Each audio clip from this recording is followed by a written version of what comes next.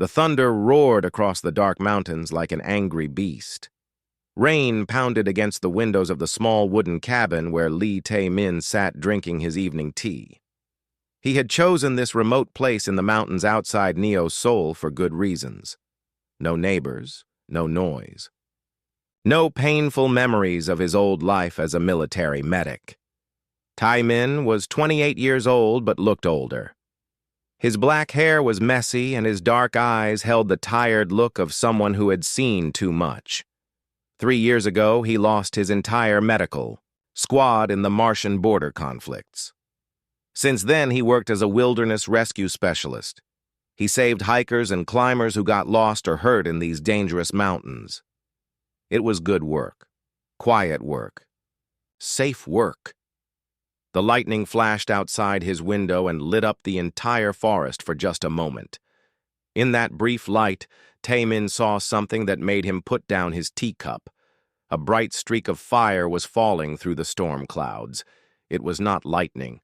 It was not a normal meteor either. The object was too big and moving in a strange pattern. He grabbed his emergency medical kit and rain jacket without thinking. His old training kicked in. When something crashed in these mountains, people usually got hurt. As the former leader of a combat medical team, he could not ignore that basic fact. The crash site was about 2 miles from his cabin. Tae-min followed the path of broken trees and burning debris through the forest. The rain helped put out most of the fires, but smoke still rose from several spots. His flashlight cut through the darkness as he climbed over fallen logs and pushed through thick bushes. When he found the main crash site, his breath caught in his throat. This was definitely not a normal aircraft. The wreckage looked like it was made from some kind of silver metal that seemed to glow with its own inner light. Strange symbols were carved into the twisted hull. The whole thing was about the size of a small car, but shaped like a teardrop. Tae-min walked closer and saw that part of the hull had been torn open. Steam rose from the opening and he could hear a weak sound coming from inside. It sounded like someone breathing but having trouble doing it. His medical training took over completely. Injured person meant immediate action. He squeezed through the torn opening and found himself in what looked like a small cockpit. Strange lights blinked. On control panels he did not understand. But what made him freeze was the figure lying on the floor. It was definitely female and definitely not human. She had the basic shape of a woman, but with clear differences. Her ears were pointed like a wolf. Her dark hair had silver streaks running through it. When she breathed, he could see that her teeth included long, sharp fangs. Her arms and legs showed enhanced muscle definition that no human woman could have naturally. She was also badly hurt. Blood seeped from multiple cuts on her arms and legs. Her breathing was shallow and rapid. One of her shoulders looked dislocated. Her pale skin had an unhealthy blue tint that meant shock and blood loss. Tae-min had treated hundreds of injured soldiers and civilians. The species did not matter right now. This was a living being who needed immediate medical help or she would die. He opened his medical kit and got to work. First, he checked her pulse. It was fast, but steady. Her blood was red like human blood, but seemed thicker. He used his emergency clotting foam on the worst cuts to stop the bleeding.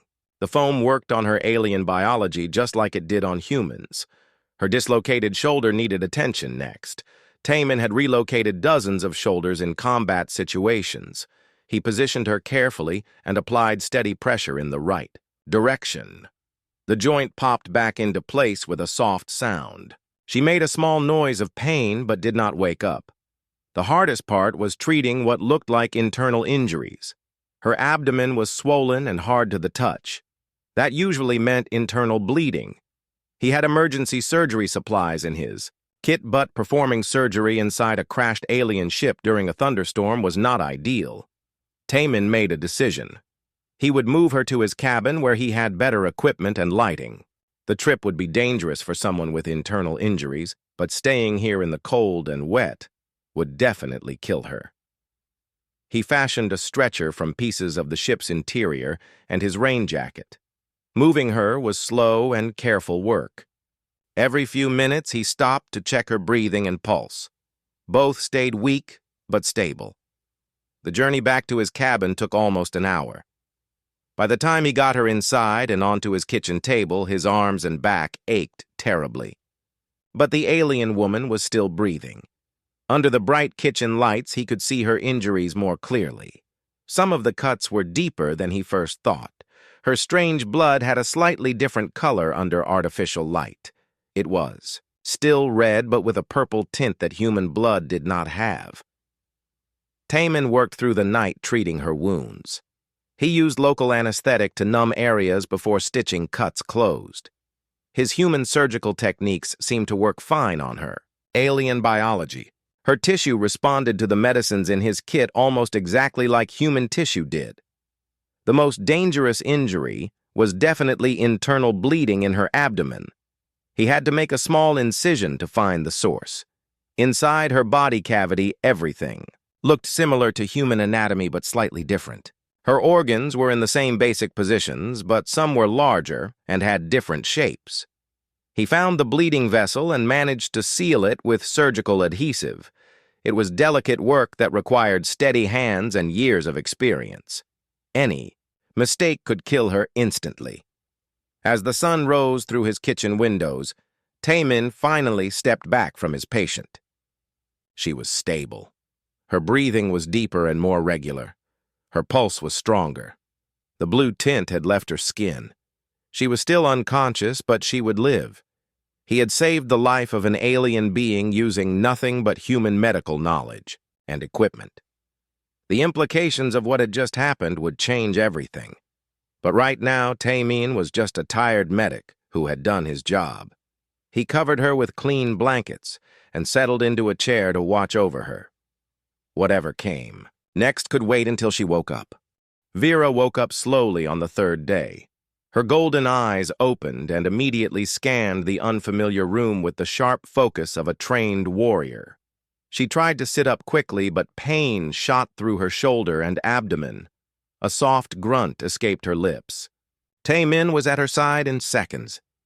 He had been sleeping in the chair next to the kitchen table where she lay. Dark circles under his eyes showed he had barely rested while watching over her. "Easy there. You were badly hurt," he said in a gentle voice. "Don't try to move too fast." Vera stared at him with wide eyes. She opened her mouth and spoke in a language that sounded like a mix of growls and musical tones. The words meant nothing to Taemin, but her tone seemed urgent and confused. She touched the bandages covering her wounds and then looked at Taemin. Her expression changed from confusion to something that looked like amazement. She spoke again in her alien language while pointing at him and then at herself. Taemin shook his head and pointed to himself. "Taemin," he said clearly. Then he pointed to her with a questioning look. She understood immediately. "Vera," she said in a voice that was deeper and more musical than a human woman's voice. The way she said it made it sound like Vera with a slight rolling sound. "Vera," Taemin repeated with a smile. "Good, that's a start." Over the next few hours, they began the slow process of learning to communicate. Taemin brought out paper and pencils. He drew simple pictures to show basic concepts: a cup for water, a plate for food, a bed for sleep. Vera was incredibly smart. She learned Korean words faster than seemed possible. Within the first day, she could say water, food, pain, and thank you in clear Korean. Her pronunciation was perfect, even though her vocal cords were clearly different from human ones. What surprised Taemin more was how quickly she understood complex ideas. When he drew a picture of her crashed ship, she immediately drew a map of the stars. She pointed to one star and said, "Home," in Korean. Then she pointed to another star and said what sounded like Fenrir several times. "Fenrir," Taemin repeated. "That's your people?" Vera nodded eagerly. Then she did something unexpected. She drew two figures on the paper. One looked like her with pointed ears and fangs. The other looked like a regular human. She drew them holding hands and then pointed to Tae-min and herself. Tae-min thought she was just showing friendship or gratitude. He smiled and nodded. Friends. Yes, we're friends. But Vera's reaction was much stronger than he expected. Her eyes lit up and she made a sound that was almost like purring. She reached out and touched his hand very gently with both of hers. In her culture, this was a sign of deep bonding. As days passed, Vera's injuries healed with amazing speed. Her alien biology seemed to repair itself much faster than human tissue would, but she showed no interest in leaving the cabin. Instead, she began acting in ways that puzzled Tae-min. She started bringing him gifts from outside, small animals she had caught with her bare hands, despite still recovering from surgery, colorful stones and interesting pieces of wood. She would present these to him with what looked like pride and hope in her golden eyes. Tae-min accepted the gifts politely, but did not understand their significance. In Fenrir culture, a female bringing fresh meat to a male was a clear sign of mate selection. The other gifts were tokens of her hunting and gathering skills. Vera, also, became very protective of the cabin and especially of Tae-min himself.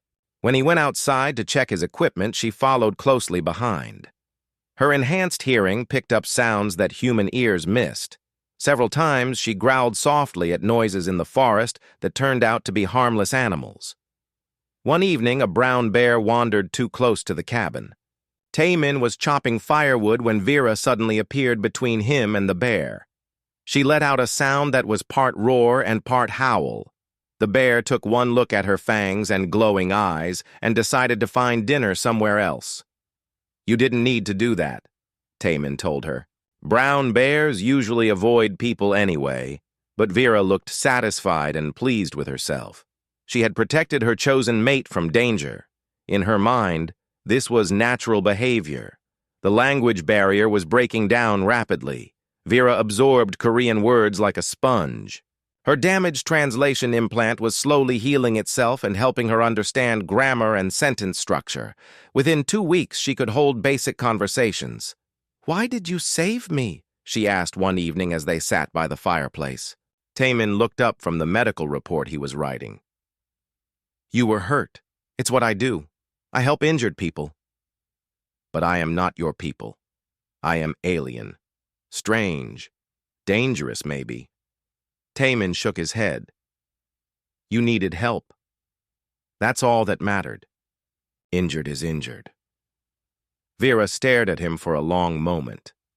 In her warrior culture, strength was everything. The weak were left behind or abandoned.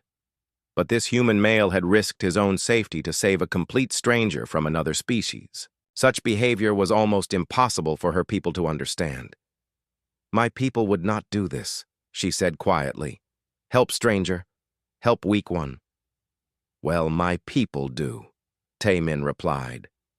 "At least some of us do." That night, Vera made a decision that would change both their lives. She began to see Tae-min not just as a healer who had saved her life, but as something much more precious.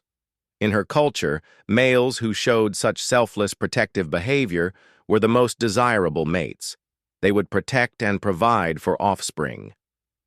She started learning everything she could about human behavior by watching Tae-min carefully. The way he cooked food and shared it equally with her. How he kept the cabin clean and organized.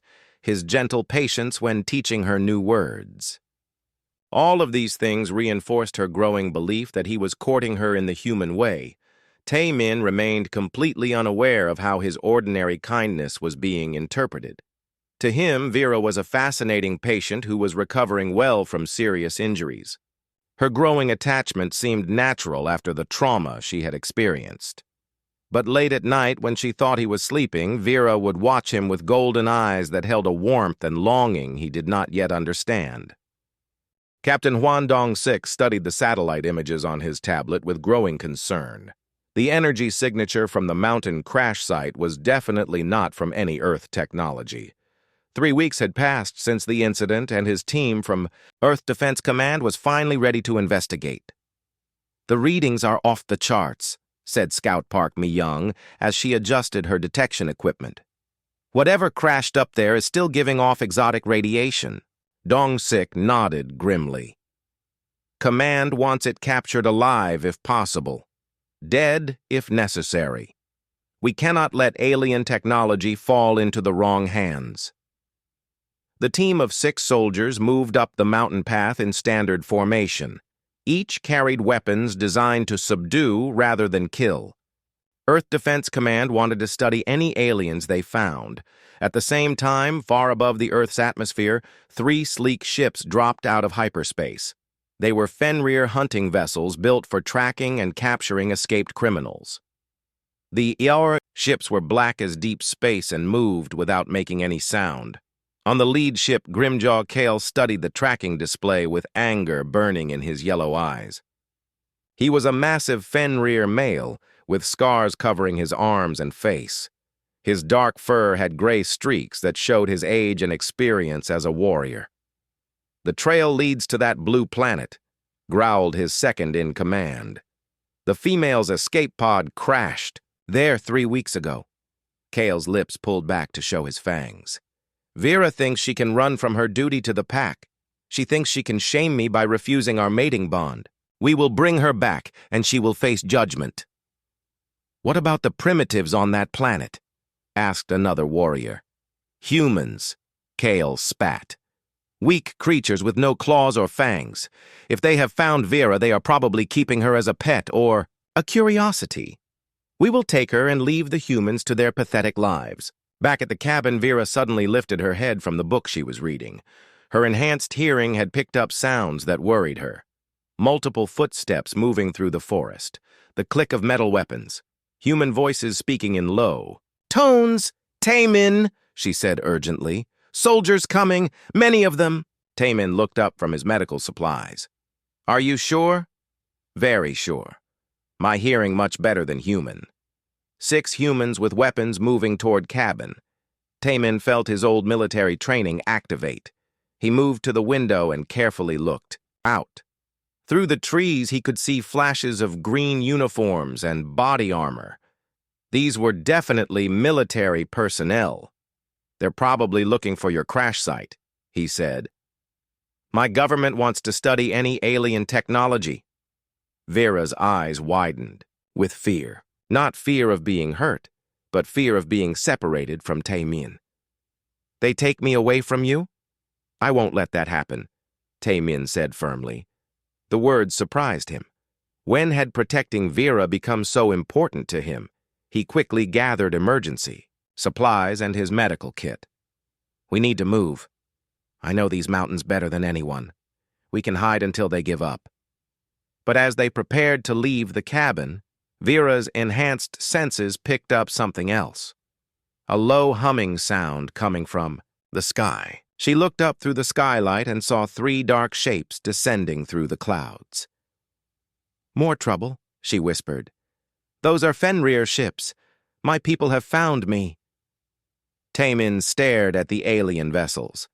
They were beautiful in a deadly way, sleek and predatory like wolves made of metal and energy. "Friends of yours?" "No," Vera said with real fear in her voice now. "Hunters!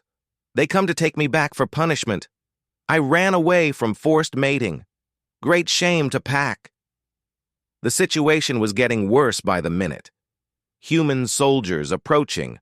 From one direction, alien hunters coming from the sky. Taemin's peaceful mountain home had become a battleground. "Stay close to me," he told Vera. "We're going to have to be very clever to get out of this."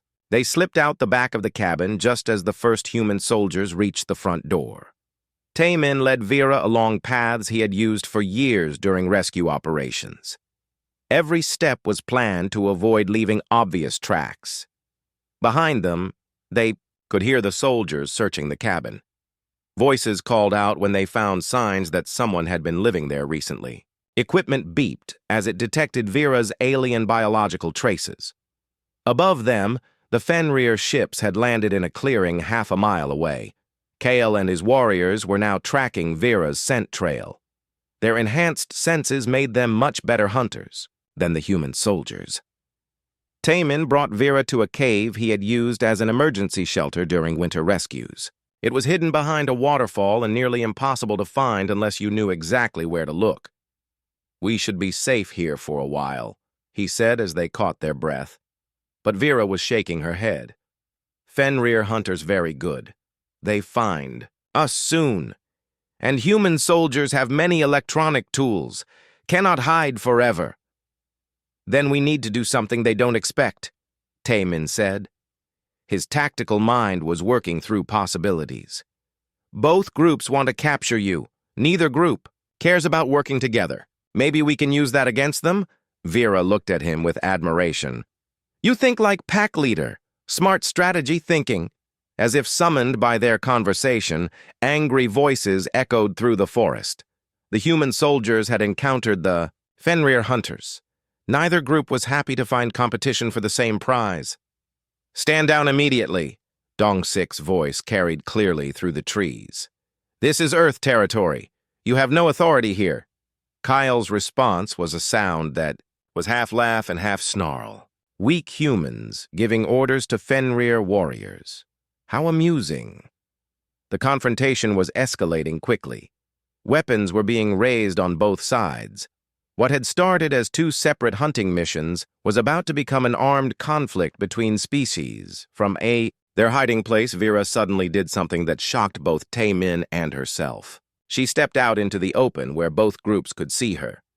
"I am here," she called out in perfect Korean and then repeated it in Fenrir language. "I am Vera of the Mountain Pack, and I claim this human male as my chosen mate." The declaration hit both groups like a thunderbolt. In Fenrir law, such a claim was sacred and binding. Among humans, it was simply unprecedented. "Vera, no," Taemin called out. But it was too late. She had made her choice public and everything would change now. The silence that followed Vera's declaration lasted only seconds, but felt like hours. Both human soldiers and Fenrir hunters stared at the scene in shock. An alien female claiming a human male as her mate was something neither species had imagined possible. Kale was the first to break the silence. His roar of anger echoed through the mountains. "Impossible! Vera cannot mate with a primitive creature. She was promised to me by pack law." Captain Dongsik was equally disturbed, but for different reasons. "This complicates everything. Command will want to study this situation very carefully." Taemin stepped out of hiding to stand beside Vera. He still did not fully understand what she had done, but he knew she needed his support. "Whatever you want with her, you'll have to go through me first." His simple statement impressed both groups more than any threat could have. Here was a single human male facing down armed soldiers and alien warriors to protect someone he cared about. The courage was undeniable, even if the odds were hopeless. "The human shows bravery," admitted one of Kyle's warriors. "Foolish bravery, but bravery nonetheless." "Stand down, everyone," came a new voice from the forest. Dr. Kim So-jin emerged from behind the trees carrying medical equipment instead of weapons. She was a xenobiologist who had been studying the crash site independently. "Dr. Kim," Captain Dongsik said with surprise, "what are you doing here?" "My research," she replied calmly, "and preventing a diplomatic disaster. This situation is far too important to resolve with weapons." She walked directly up to Vera and Taemin with no fear at all. Her scientific curiosity was stronger than any sense of danger. Fascinating. The first recorded interspecies bonding between humans and an advanced alien race. Kale snarled at her. "There is no bonding. The female will return with us to face judgment for her crimes." "What crimes?" Dr. Kim asked. "Running away from an arranged marriage? That's legal on Earth." Before Kale could answer, another voice spoke from the sky. An older female Fenrir was descending from one of the ships using some kind of personal flying device. She landed gracefully despite her obvious age. "Grandmother," Vera whispered, with a mix of relief and worry. Elder Moon Whisper Ari was small, for a Fenrir, but commanded instant respect from all the warriors. Her silver fur and golden eyes showed great age and wisdom. Even Kale stepped back when she approached. "So, this is the human who saved my granddaughter's life," she said in perfect Korean. Her voice was musical and warm.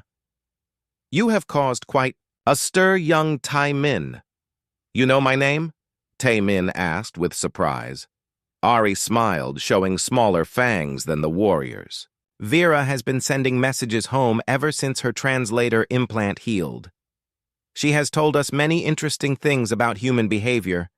She turned to address both groups. "There will be no fighting here today. This matter requires careful consideration, not bloodshed." A new vehicle arrived carrying Commander Yu Jae-sung from Earth Defense Command. He was older than Captain Dong-sik and much more diplomatic in his approach to alien contact. "Elder Ari," he said with a respectful bow. "We received your communication requesting a meeting. Earth is honored by your presence." "Commander Yu," Ari replied with equal courtesy, "your species continues to surprise us with their adaptability.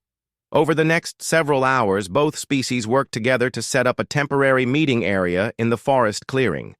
Human and Fenrir technology was combined to create translation systems that let everyone communicate clearly. The discussion that followed was unlike anything in the history of either species. Tae-min found himself at the center of an interstellar diplomatic crisis that had started with simple medical treatment. "The question is whether Vera's mate claim is valid under both legal systems," Commander Yu explained. "This has never happened before." Kyle stood up aggressively. "She was promised to me first.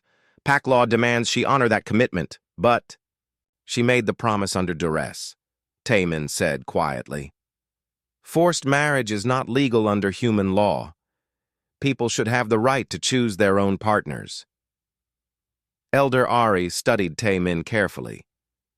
"You understand that accepting Vera as a mate means accepting responsibility for her pack connections. Her enemies become your enemies. Her debts become your debts." "I understand," Tae-min replied. "But that works both ways, right? My friends become her friends. My knowledge becomes her knowledge." Dr. Kim was recording everything with great excitement. "This is revolutionary. The first interspecies cultural exchange at the most personal level possible." But the conversation was interrupted when warning alarms sounded from both human and Fenrir equipment. Something was approaching the solar system.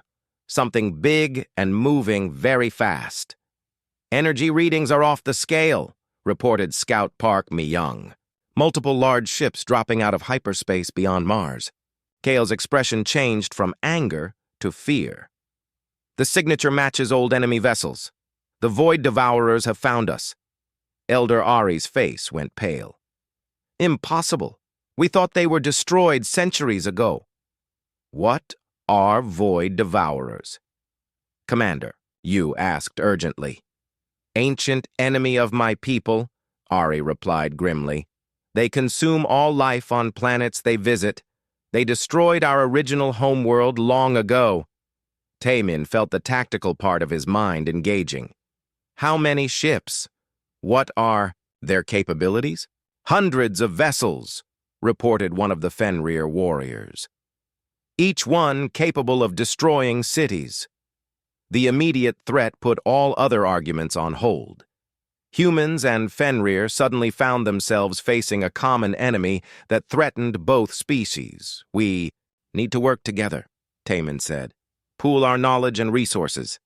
Kale laughed bitterly. "What can humans do against Void Devourers? You have no real space fleet, no advanced weapons." "We have other advantages," Tae-min replied. "We're good at adapting to new situations. We learn fast. We think of solutions that others miss, Dr. Ni." Kim nodded enthusiastically. Human innovation combined with Fenrir technology could create something neither species could achieve alone. Elder Ari looked at Tae-min with new interest. "You speak of cooperation in the face of extinction. Most species think only of their own survival. Working together is how humans became the dominant species on Earth," Tae-min explained.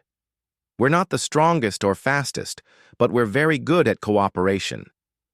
Over the next few hours, something remarkable happened. The crisis forced both species to see each other differently. Humans impressed the Fenrir with their ability to quickly understand and adapt to new information.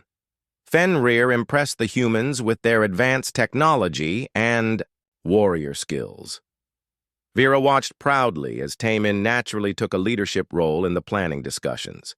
He asked the right questions. He found connections between different pieces of information. He treated both species with equal respect and consideration. "Your mate shows great wisdom," Elder Ari whispered to Vera. "Perhaps this bonding is not the disaster I first thought." "He saved my life," Vera replied. "Now maybe he can help save both our peoples." The emergency had created an unexpected alliance, but the Void Devourers were still coming, and time was running out fast. The combined human and Fenrir fleet hung in space near Jupiter, facing an impossible decision. The Void Devourer ships had stopped their advance and were sending a message across all communication channels. "We seek the one called Vera of the Mountain. Pack." The alien voice was like grinding metal. "Surrender her, and we will consume only one world instead of both." In the command center of the flagship, Taemin felt his blood turn cold. "They want Vera specifically? Why?" Elder Ari's expression was grim. "She carries the genetic memory of our original homeworld.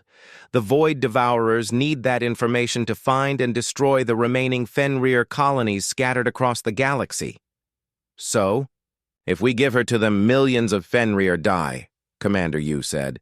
"But if we refuse, they destroy both Earth and the current Fenrir worlds." Kale slammed his fist on the table. "This is why the female should never have run away. Her selfishness has doomed us all." "That's enough," Taemin said sharply.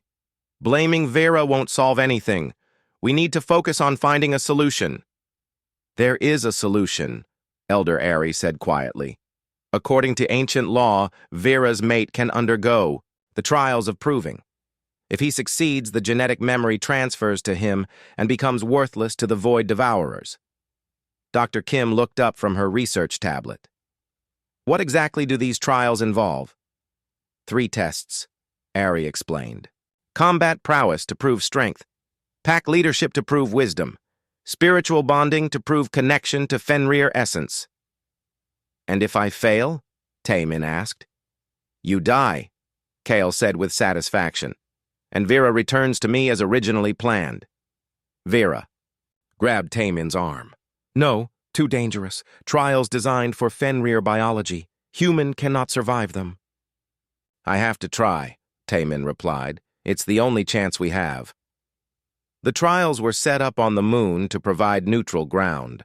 Representatives from both species gathered to witness something that had never happened before: a human attempting sacred Fenrir ceremonies. The first trial was combat prowess. Taemin faced 3 Fenrir warriors in succession. Each was larger, stronger, and faster than any human could be. But Taemin did not try to match their strength. Instead, he used strategy and environmental awareness. When the first warrior charged, he used the low gravity to leap over his opponent and strike pressure points that disabled without permanent injury. The second warrior tried to corner him, but Taemin used defensive positions and timing to make the Fenrir tire himself out before applying a sleeper hold that ended the fight peacefully. The third warrior was Kale himself. The massive Fenrir attacked with pure fury, expecting to crush the human quickly. But Taemin had studied Kale's fighting style during the previous matches. He dodged the wild swings and used Kale's own momentum to throw him to the ground. "Impossible!" Kale gasped as he found himself pinned by techniques he had never seen before. "Human combat training," Taemin replied, helping his opponent up. "We learned to fight smarter, not harder." The Fenrir observers were impressed despite themselves. The human had defeated 3 of their best warriors without causing serious injury to any of them. The second trial was pack leadership. Taemin was given command of a mixed group of humans and Fenrir, who had been ordered to compete with each other for limited resources.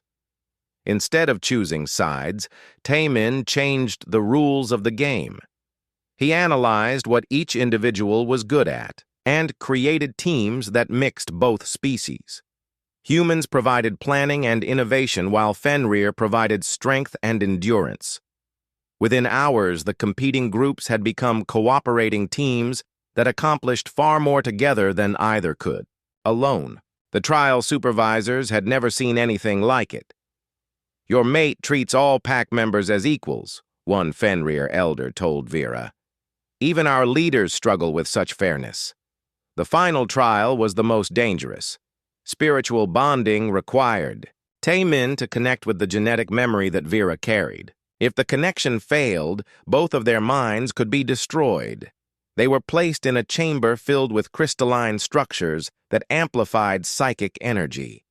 Ancient Fenrir ceremonies created a bridge between their consciousness. Taemin felt, his mind expanding as he touched Vera's memories. But instead of just accessing the genetic data, he began to understand something much more important. He saw the history of the Fenrir people, their original beautiful homeworld, the arrival of the Void Devourers, and the desperate evacuation. Centuries of wandering among the stars trying to rebuild their civilization. But he also saw the problems that had developed over time. The rigid, pack hierarchies that stifled innovation. The warrior culture that solved every problem with violence. The fear of change that kept them trapped in old patterns. "Your people need to evolve," he told the assembled elders when the trial ended. "You have the strength to survive, but you need the flexibility to thrive." Elder Ari studied him carefully. "And you believe humans can teach us this flexibility?" "I think we can learn from each other," Taemin replied. "Fenrir strength and human adaptability combined." As if responding to his words, the crystalline chamber began to glow with new energy. The genetic memory was changing, transforming from simple data storage into something more complex and powerful. "Remarkable," Dr. Kim breathed as she recorded the readings. "The human neural patterns are actually upgrading the Fenrir genetic matrix." The change was visible to everyone present. Ancient Fenrir knowledge was being reorganized by human innovation.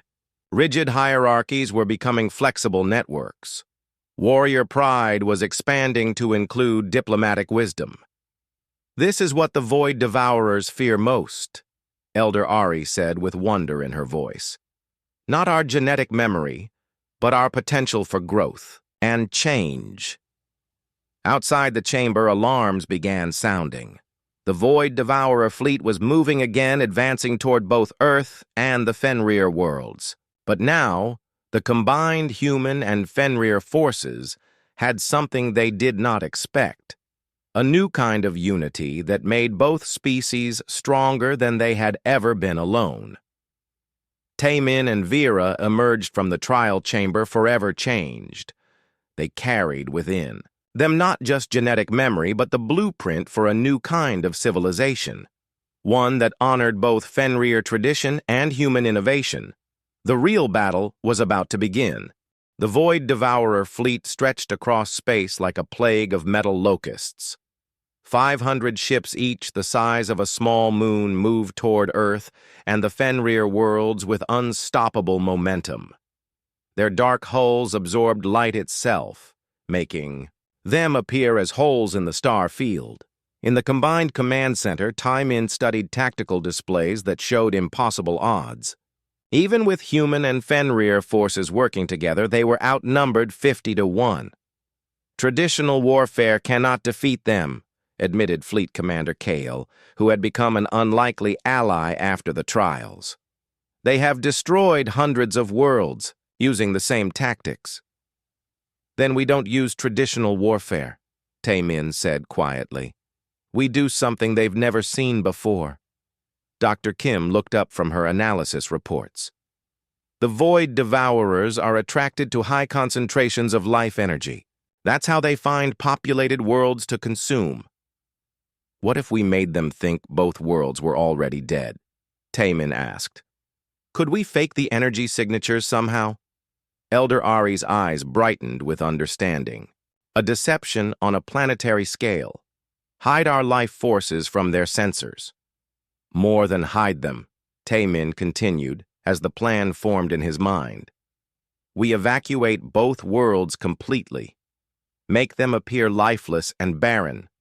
When the Void Devourers arrive, they find nothing worth consuming. Commander Yu shook his head. Evacuate 8 billion humans and 3 billion Fenrir? Where would they go?